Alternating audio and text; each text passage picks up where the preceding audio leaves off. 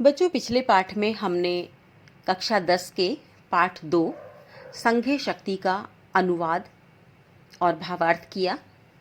इससे हमें पूरी कहानी का पता चल जाता है कि क्या कहानी है और इस कहानी के माध्यम से हमें क्या शिक्षा दी गई है।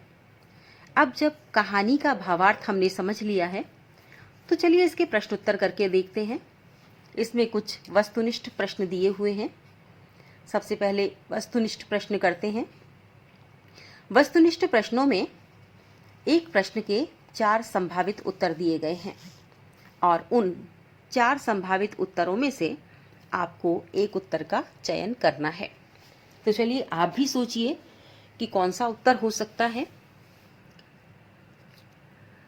पहला प्रश्न है, वायसै कीदृशम व्याधम आयंतम अपश्यत, यानी कौवे ने किस प्रकार के शिकारी को आते हुए देखा। अब इसमें उत्तर दे रखा है, कृतांतमिव द्वितीयम, यानी दूसरे यमराज के समान, मितभाषिणम, यानी कम बोलने वाले, अनभिमतम, अनिष्ट दर्शनम, यानी सुबह सुबह अनिष्ट का दर्शन हो गया, ये भी उसने कहा था। किंतु इसका सटीक उत्तर क्या होगा, किस प्रकार के, यानी उपमा किस चीज की दी गई है। उसने व्याघ को, शिकारी को उसने किसकी उपमा दी गई है। तो अनिष्ट दर्शन की भी नहीं दी गई उपमा। अनिष्ट दर्शन उसे कहा गया है लेकिन ये उपमा नहीं है उसकी। तो इसका उत्तर होगा कृतांतमिव द्वितीयम, यानी जो अंत करने वाले हैं वो एक तो यमराज हैं और दूसरे इस शिकारी के रूप में वह उसे देख रहा था। तो इसका उत्तर होगा वायसै कीदृशम व्याधम आयंतम अपश्यत, उत्तर होगा कृतांतमिव द्वितीयम। अब दूसरा प्रश्न है, कुतो अत्र निर्जने वने तंडुलकणानाम संभवै इति कह उक्तवान, कि इस निर्जन वन में चावल के कण कैसे हो सकते हैं, या चावल के कणों की संभावना कहाँ से हो सकती है, ये किसने कहा। इसमें भी 4 उत्तर दिए गए हैं, लघुपत्नक, चित्रग्रीव, व्याध है, हिरण्यक है। तो देखिए, हिरण्यक और व्याध की तो कोई चर्चा ही नहीं है इसमें, क्योंकि व्याध तो जाल बिछाकर छुप गया था, और लघुपत्नक जो पीछे पीछे आ रहा था उसकी भी चर्चा नहीं है। तो सही उत्तर जो होगा वो होगा चित्रग्रीव, क्योंकि चित्रग्रीव ही अपने समूह के साथ आ रहा था और चित्रग्रीव का समूह ही व्याध के जाल में फंस गया था। तो इसका सही उत्तर है चित्रग्रीव। प्रश्न दोबारा से सुन ले, कुतो अत्र निर्जने वने तंडुलकणानाम संभवै इति कह उक्तवान, उत्तर होगा चित्रग्रीव है। तीसरा प्रश्न है, विपत् काले का पुरुषस्य लक्षणम अस्ति, यानी विपत्ति के समय कायर पुरुष का क्या लक्षण है, कायर व्यक्ति के क्या लक्षण हैं। तो इसमें दे रखा है विस्मय, धैर्यम, उत्साह, प्रतिकार है, यानी वो एकदम से अपना धैर्य खो बैठता है, विस्मित हो जाता है, और दूसरा है कि वो धैर्य रखता है, तीसरा है कि बहुत उत्साही होता है, और चौथा है वो प्रतिकार करता है। तो कायर पुरुष का लक्षण जो बताया गया है वो ना तो धैर्यशाली होता है, ना ही प्रतिकार करता है, और ना ही उसमें उत्साह होता है। तो कौन सा आएगा इसमें, विस्मय है। इसका उत्तर आएगा विस्मय है। अब चौथा प्रश्न है, अल्पानाम अपि वस्तूनाम कार्य साधिका अस्ति, यानी छोटी छोटी वस्तुओं का समूह भी कार्य साधक कब बन जाता है, कार्य साधने वाला कब बन जाता है। तो इसमें दे रखा है संहति, संहति यानी संग्रह उसका या संगठन, और दूसरा है उपयोग, तीसरा है अभाव, चौथा है समभाव। तो आप समझ ही गए होंगे, इसका उत्तर होगा संहति। तो चौथा प्रश्न दोबारा से सुन ले, अल्पानाम अपि वस्तूनाम कार्य साधिका अस्ति, उत्तर होगा संहति। तो ये थे वस्तुनिष्ठ प्रश्न। इसके बाद आते हैं लघुत्रात्मक प्रश्न। लघुत्रात्मक प्रश्न 4 इसमें दिए हुए हैं, जिसमें एक एक शब्द में हमें उत्तर देना है। अब आपने कहानी को अगर ध्यान से सुना है तो आप आसानी से उसके उत्तर दे पाएंगे। पहला प्रश्न है, वायसस्य नाम किम, कौवे का क्या नाम था? आपने सोच लिया होगा, बिल्कुल ठीक, लघुपतनक है। कौवे का नाम था लघुपतनक।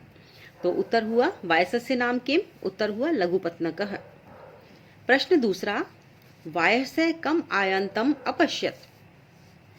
वायस ने, कौवे ने किसे आता हुआ देखा? उत्तर होगा व्याधम, यानी कौवे ने शिकारी को आते हुए देखा। प्रश्न 3 है, कह कपोत राजा है।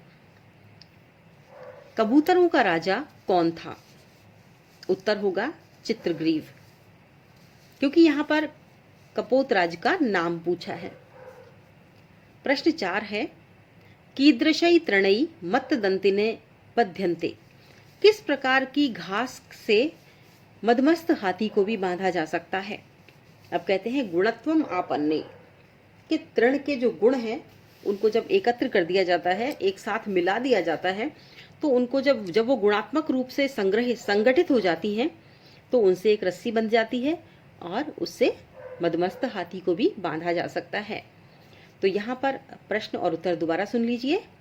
कीदृशई तृणई मत्तदंतिनः बध्यन्ते, उत्तर होगा गुणत्व मापन्ने। अब इसके बाद कुछ निबंधात्मक प्रश्न आ जाते हैं। तो निबंधात्मक प्रश्न जो इसमें है वो है, कथायाम वर्णितम व्याधकृतम स्वशब्देषु लिखत। अब कथा में जो आया हुआ है व्याध द्वारा किए गए कार्य को आप अपने शब्दों में लिखिए। तो उत्तर के रूप में आप इसे सुन लीजिए। कश्चित व्याधेन वने तण्डुलकणान् प्रक्षिप्य जालम प्रसारितम्, तथा च स प्रसन्नो भूत्वा स्थितः। तदैव केचन कपोता लोभविष्टा भूत्वा स्वस्य कपोतराजस्य शङ्कां च अनादृत्य तत्रोपविष्टा। ततः ते सर्वे जालबद्धा जाता। तदनन्तरं कपोतराजस्य उपदेशेन ते सर्वे एकचित्ता भूय जालम आदाय उत्पतिता। स व्याधः तान् जालसहितम् अपहारकां दृष्ट्वा पश्चात् धावनम् अकरोत्। ततस्तेषु चक्षुर्विषयातिक्रान्तेषु स व्याधो निवृत्तः। अब ये कहानी को बहुत ही छोटे रूप में बताया गया है, इसका हिंदी अर्थ सुन लीजिए। किसी शिकारी ने वन में चावलों के कणों को बिखेर कर अपना जाल फैलाया और वो वहां छुपकर बैठ गया। तभी कुछ कबूतर चावलों के लोभ से आकर्षित होकर वहां आए और कबूतरों की जो इच्छा थी चावल खाने की, तो तब अपने कबूतरों के राजा की शंका का अनादर करके वो वहां बैठ गए। उसके बाद वे सभी जाल में बंध गए। इसके बाद कबूतरों के राजा के उपदेश से वे सभी मिलकर जाल को लेकर उड़ गए। वह शिकारी जाल सहित उड़ते हुए उन कबूतरों को देखकर उनके पीछे दौड़ने लगा। इसके बाद जब वे पक्षी आंखों से ओझल हो गए, तब वह शिकारी लौट गया। तो ये बहुत ही शॉर्ट रूप में कहानी इसमें बताई गई है। ये कथाक्रम संयोजन में भी आपके ये कुछ वाक्यों वाली कहानी आती है और एक निबंधात्मक प्रश्न में भी आपकी ये कहानी आपको याद कर लेनी चाहिए। अब है प्रश्न दूसरा, चित्रग्रीवः कपोतान् किम अबोधयत्। कि भाई चित्रग्रीव ने कबूतरों से क्या कहा, क्या उनको बताया। उत्तर है, चित्रग्रीवः कपोतान् अबोधयत् यत् अस्मिन् निर्जने वने तण्डुलकणानां सम्भवः शङ्कायुक्तः तन्निरूप्यतां तावत् भद्रमिदं न पश्यामि सर्वथा अविचारितं कर्मं न कर्तव्यम्। चित्रग्रीव ने कबूतरों को समझाया कि इस निर्जन वन में चावलों के कणों का होना शंका पैदा करता है, शंका उत्पन्न करता है, इसलिए पहले देखो, मैं इसको कल्याणकारी नहीं मानता हूँ। किसी भी प्रकार से कभी भी बिना विचारे कोई काम नहीं करना चाहिए। अब एक तीसरा प्रश्न और है, कपोता कथम सिद्धिम प्राप्तवन्तः। कपोता धैर्यम अवलंब्य सर्वे एकचित्ती भूय जालम आदाय उत्पतिता अनेन ते सिद्धिम प्राप्तवन्ते, कि कबूतरों को कार्य में सिद्धि किस प्रकार से मिली। तो इसका उत्तर यही है कि कबूतर धैर्य पूर्वक सभी जाल को लेकर उड़ गए और इससे उन्हें कार्य में सफलता प्राप्त हुई। एक और प्रश्न है चौथा, चित्रग्रीवम अवहेलयन कपोते सदर्पे किम उक्तवान। इसका उत्तर होगा चित्रग्रीवम अवहेलयन कपोते सदर्पम उक्तवान यत् ईर्षी घृणी असंतुष्टः क्रोधन नित्य शंकितः पर भाग्योपजीवी च एते षड सदैव दुःख भागिने भवन्ति। ये पूरे श्लोक का दे दिया है इन्होंने, कि एक श्लोक के रूप में उसने बताया था। तो चित्रग्रीव की अवहेलना करते हुए कबूतरों ने क्या कहा, इसे एक श्लोक के माध्यम से बताया कि चित्रग्रीव की अवहेलना करते हुए कबूतर अहंकार युक्त शब्दों में बोला कि ईर्ष्यालु होना, दूसरों से ईर्ष्या करना, नफरत करना, घृणा करना, संतोषी ना होना, क्रोध करना और हमेशा हर बात पर शंका करना, और इसके अलावा अपने भाग्य पर जीवित रहना, दूसरों के भाग्य पर जीवित रहना, ये 6 प्रकार के लोग हमेशा दुख को ही प्राप्त करते हैं। तो ये है हमारे कक्षा 10 के पाठ 2 संघीय शक्ति के प्रश्न उत्तर। ये तो थे पाठ से संबंधित प्रश्न उत्तर। इसके अलावा कुछ प्रश्न उत्तर और दे रखे हैं जो हैं आपके व्याकरण से संबंधित। व्याकरण से संबंधित प्रश्नों को हम देखेंगे व्याकरण वाले भाग में। इसमें कुछ संधि विच्छेद इत्यादि जो दिए हुए हैं उन्हें हम देख लेते हैं। कुतो अत्र, इसका संधि विच्छेद करना है, तो इसका संधि विच्छेद हो जाएगा कुतः अत्र, ये हो जाएगी विसर्ग संधि।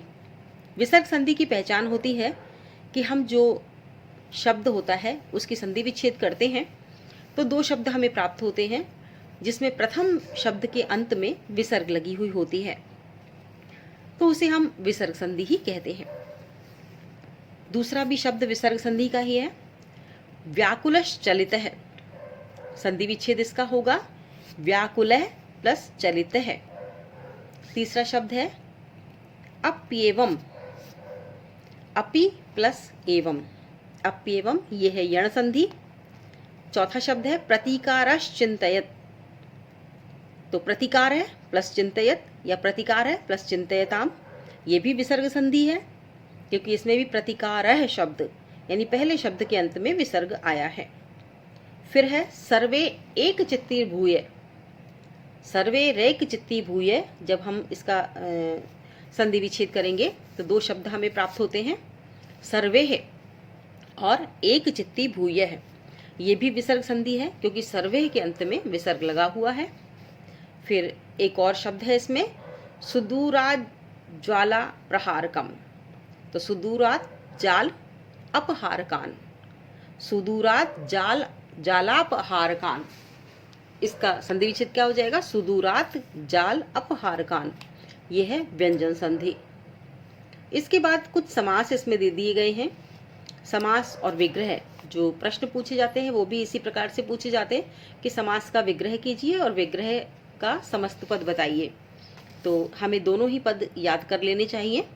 शब्द दे रखा है गोदावरी तीरे, तो इसका समास विग्रह क्या होगा गोदावर्या तीरे, और ये तत्पुरुष समास है।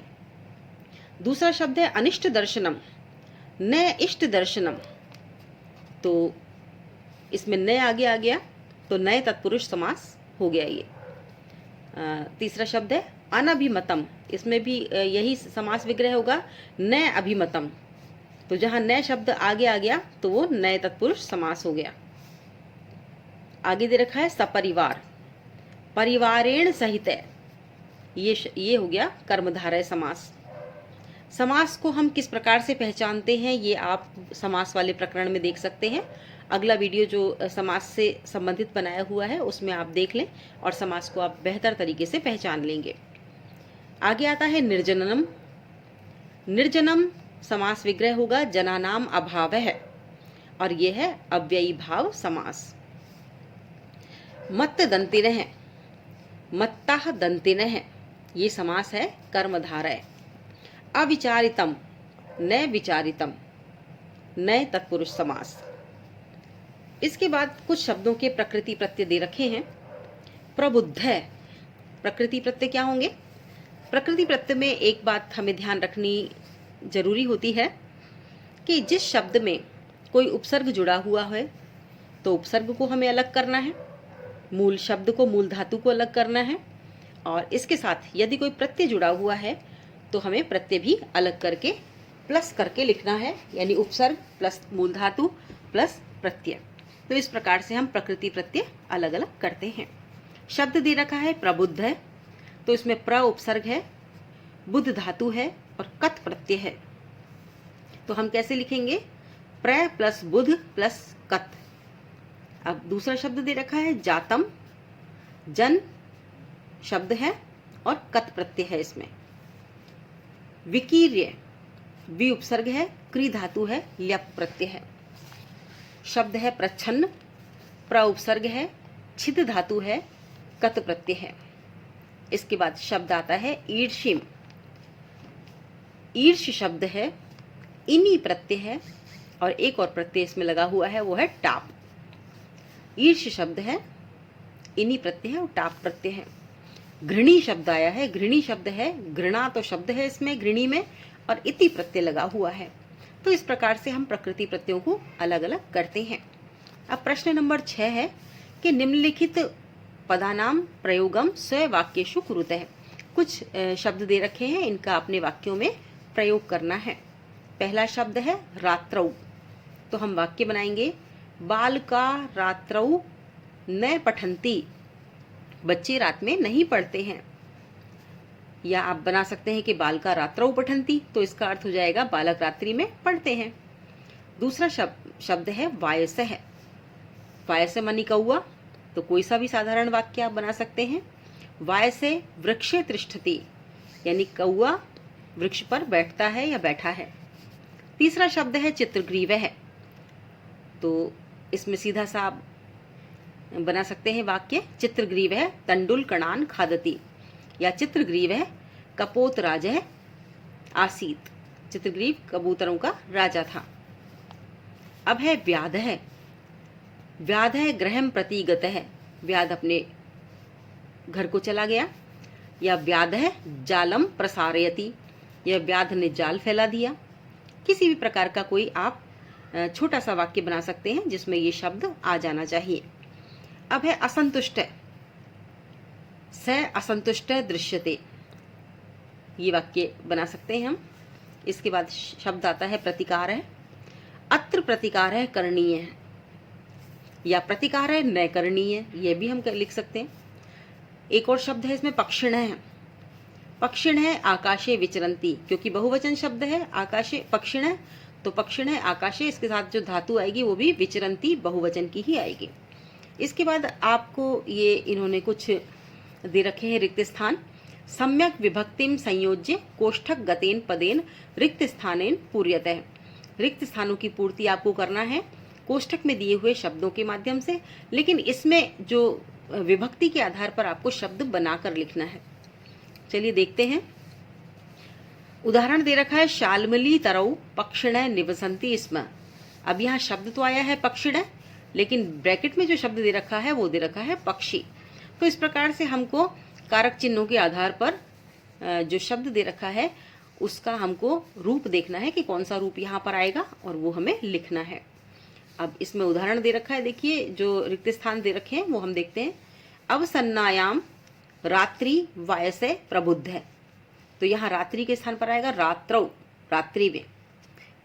अब आ वाला जो दे रखा है दूसरा प्रश्न इसमें रिक्त स्थान का, तेन फिर खाली स्थान जालम विस्तीर्णम, यानी उसने जाल फैलाया, किसने फैलाया? व्याध में, व्याध ने, तो हम जानते ही हैं, लेकिन इसमें विभक्ति कौन सी आएगी? व्याध ने, शिकारी ने, तो शिकारी ने के अर्थ में तृतीया विभक्ति आती है, तो व्याध का हम लिखेंगे यहाँ पर व्याधेन, तेन व्याधेन जालम विस्तीर्णम। अब तीसरा प्रश्न जो है कपोत राज है तंडुल कण लुब्धान फिर खाली स्थान है अकथ्यत। अब शब्द दे रखा है कपोत, तो उसने कबूतरों को कहा, बहुवचन, कबूतरों का बहुवचन आना चाहिए यहाँ पर। कपोत शब्द का बहुवचन शब्द आएगा तो क्या आएगा, कपोतान, यानी कबूतरों को। अब इसके बाद चौथा जो रिक्त स्थान है वो है खाली स्थान दे रखा है, और आगे दे रखा है कपोता तत्रोपविष्टा। अब दे रखा है सर्वे, सर्व शब्द दे रखा है, तो यहाँ पर क्या पद आएगा, सर्वे, सर्वे कपोता तत्रोपविष्टा। अब पांचवा है अल्पानामपि संहति कार्य साधिका। बीच में खाली स्थान है, आप समझ गए होंगे। ब्रैकेट में शब्द दे रखा है वस्तु। यदि आपने इस श्लोक को बड़े ध्यान से सुना है तो हम अपने आप ही समझ जाएंगे कि अल्पानामपि वस्तु नाम संहति कार्य साधिका, यहाँ पर वस्तु नाम आ जाएगा। और अंत में एक और जो खाली स्थान दे रखा है, स व्याधय जालापहारकान, खाली स्थान, अवलोक्य पश्चात धावनम अकरोत तद।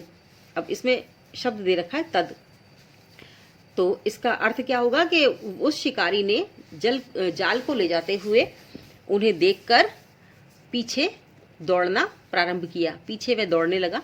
तो अल्पहारकान, तद शब्द को हम क्या लिखेंगे, तान, तान यानी उन सब को, बहुवचन शब्द है तान अवलोक्य। तो ये थे इसके प्रश्नोत्तर, इन्हें आप अच्छी तरह से याद कर लें। और कुछ शब्दों के बारे में जो इसमें पहले प्रश्न में और दूसरे प्रश्न में पूछा गया है आपसे कि धातु, लकार, पुरुष और वचन का निर्देश पूछा गया है, तो यह है आपके धातु रूप के आधार पर। पठ धातु, लिख धातु, हस धातु जो आप याद करते हैं उसके अनुसार ही आप इन धातुओं को भी आप उसमें समझ सकते हैं कि इसमें कौन सा पुरुष है, कौन सा लकार है और कौन सा वचन है। लकार अनेक प्रकार की होती है, जैसे लट लकार, लंग लकार, लिट लकार, लोट लकार, ये काम में आती है हमारे। तो एक ही धातु के हमें कम से कम 4 या 5 लकार याद करनी होती है, तभी हम इसके उत्तर दे पाते हैं। चलिए इससे क्या क्या उत्तर होंगे इसके प्रथम प्रश्न के हम एक बार चर्चा कर लेते हैं। पद दे रखा है निवसंती, तो पठंती की तरह है ये। इसमें धातु है वस, लट लकार है, प्रथम पुरुष है, बहुवचन है। अपश्यत, तो ये भूतकाल का शब्द है। भूतकाल का शब्द जो है वो लंग लकार में होता है, तो इसमें दृश्य धातु है, लंग लकार है, प्रथम पुरुष है, एक वचन है। अब दर्शिष्यति, यह है लिट लकार का शब्द। लिट लकार चलती है भविष्यत काल में, तो दर्श धातु है, लिट लकार है, प्रथम पुरुष है, एक वचन है। इसके बाद दे रखा है पश्यामी। पश्यामी उसी प्रकार से जिस प्रकार से हम पठामी पढ़ते हैं, तो लट लकार है, दृश्य धातु है, उत्तम पुरुष है, एक वचन है। फिर दे रखा है बभूबू, भू धातु है, लिट लकार है, प्रथम पुरुष है, बहुवचन है। फिर है उवाच, तो इसमें जो है लिट लकार है, प्रथम पुरुष है, एक वचन है, शब्द है। इसके बाद दे रखा है अकरोत, क्री धातु है, लंग लकार है, प्रथम पुरुष है, एक वचन है।